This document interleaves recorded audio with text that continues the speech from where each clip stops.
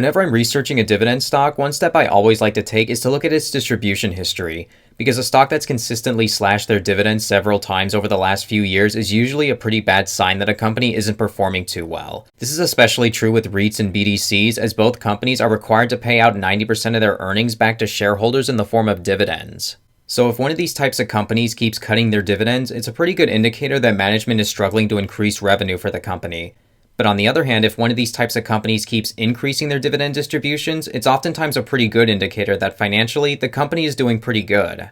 There's a popular quote I've seen many times over the years that I think is pretty much universally true across most kinds of dividend investments. Josh Peters, a portfolio manager for Morningstar's investment management group, as well as the editor for Morningstar's dividend newsletter, once said in his book, The Ultimate Dividend Playbook, that the safest dividend is the one that was just raised.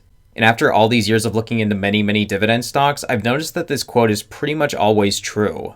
The only time I can recall seeing stocks cut their dividends the quarter or the month immediately after raising them was during the pandemic, which wasn't a big surprise for some companies like hotel REITs.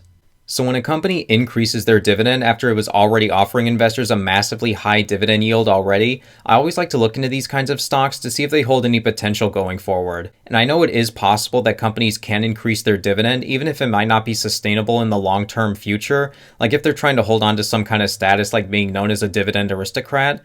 But after coming across this stock I'm going to discuss in this video, I decided to pick up some shares as I think both the company and the economy are going to be in a favorable position in the future. The company I'm talking about is Ares Commercial Real Estate Corporation, ticker symbol ACRE. This is a specialty finance company that originates and invests in commercial real estate loans and related investments in the United States. It provides a range of financial solutions for the owners, operators, and sponsors of commercial real estate properties. The company originates senior mortgage loans, subordinated debt products, mezzanine loans, and real estate preferred equity investments. Their stock currently offers a massive 9.17% dividend yield, and it pays a quarterly dividend of 35 cents per share. They just recently increased it from 33 cents to 35 cents a share, which is a 6.06% increase. At its current share price of $15.40 a share, and assuming the dividend yield will remain at its current level, a $10,000 investment at this share price will get you roughly $227.15 per quarter, which is a pretty sweet amount of passive income. If you're a regular viewer of my channel, the name Ares definitely won't be a stranger to you. Over time, I've discussed Ares Capital Management many times before. They're a business development company that's a subsidiary of Ares Management, which owns both Ares Capital and Ares Commercial. In my personal opinion, Ares Capital is my favorite BDC out there, as they have a pretty stellar track record in terms of performance, and I'm also a big fan of their diverse investment portfolio, which is heavily invested in senior secured debt. Since I've liked how Ares Management has been doing with their business development company, I decided to look at another subsidiary of theirs, which is Ares Commercial Real Estate. And in many ways, you can see the stability and the care they prioritize in Ares Capital appears to be showing in Ares Commercial. They have a video on their website that I think does a really good job in explaining their philosophy. According to Tony Ressler, their co-founder and executive chairman, Ares doesn't have an obsession on growth, but instead they have an obsession on the performance of their investment portfolio. They also mention how one of their largest clients out there are pensions, which are a type of fund that absolutely require dependable and stable retirement income for people like teachers, firefighters, and nurses.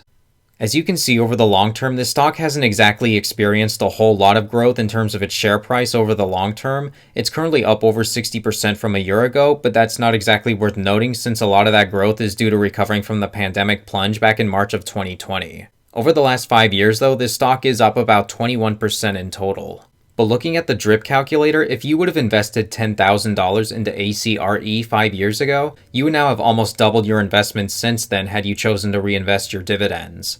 Back in October of 2016, you would have been able to have bought about 793 shares of ACRE, which would have paid you $206.18 every quarter. Fast forward 5 years, and if you would have reinvested all of those dividends, you would now have about 1,262 shares of ACRE, and at 35 cents a share in quarterly dividends, you would now be earning $441.70 a quarter. Again, this growth is just in 5 years, and if you would have only invested $10,000 one time without ever buying any more additional shares besides dripping.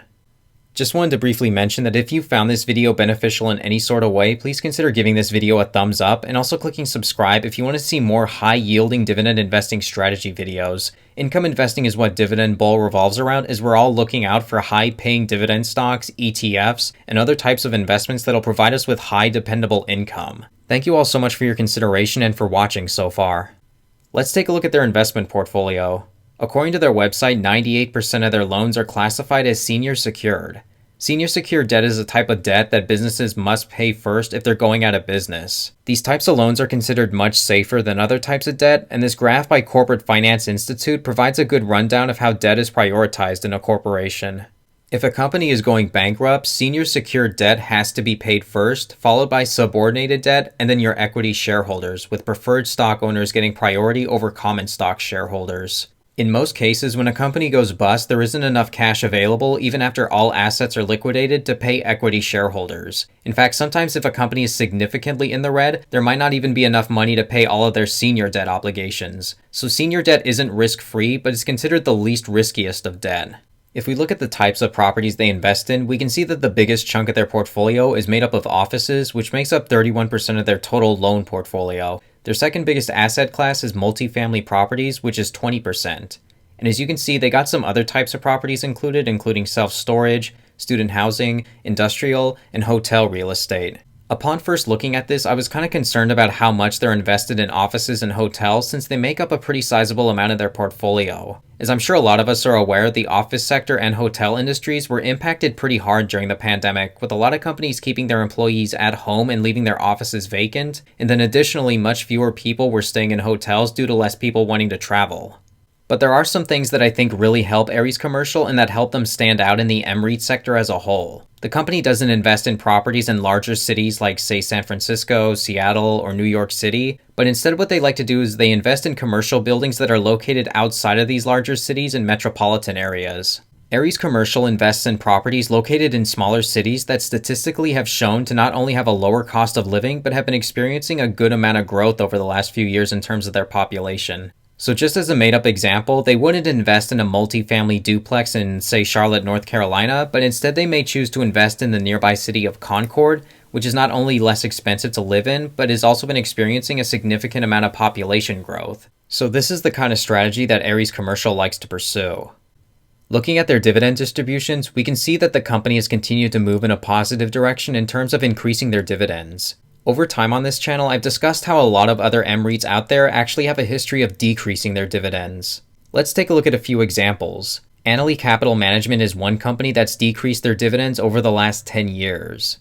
Armor Residential also decreasing their dividends over the last 10 years. MFA Financial hasn't had a good track record either. So positive movement in terms of Ares Commercial's dividends is definitely a really good thing in the REIT sector. Here's a couple more reasons why I think this company could potentially grow higher. Obviously, first of all, the economy is still returning to normal, right? Eventually, we will have more people traveling and staying in hotels again. We will have college students returning to campuses. Basically, things will keep recovering as the pandemic hopefully wears off completely. Secondly, we're currently in a low interest rate environment because of the pandemic.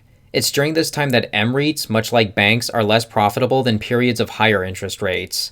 This is because when rates fall, mortgages and companies will refinance their debt at lower interest rates. As the economy recovers and the Feds will hopefully very gradually raise interest rates, REITs should perform better.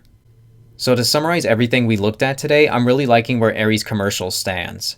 I added shares to my portfolio because I think this company is going to continue to be able to pay that dividend going forward, and I think they definitely have some room to grow in the future. I like their strategy despite holding a lot of office properties and hotel loans in their portfolio, and I think the recovering economy is only going to help them going forward. All the information I gathered for this video can be found on their website, which is arescre.com. If you click on Investor Resources and you go to the News, Events, and Presentations tab and click on Presentations and Reports, you can access the investor presentations I showed in this video. These presentations are a really helpful resource when it comes to gathering information on publicly listed companies. Be sure to do your own research and come to your own conclusion before investing in any company. Alright everyone, that's going to wrap up today's video. Thank you all so much for watching, I really do appreciate it. If this video benefited you in any sort of way, please click the like button below and click subscribe if you want to see more dividend investing strategy videos. It would just let me know that there's a sizable enough audience out there who wants this kind of content, and I'll continue to provide you all with that content. Alright everyone, thanks again for watching and I'll catch you next time. Take care.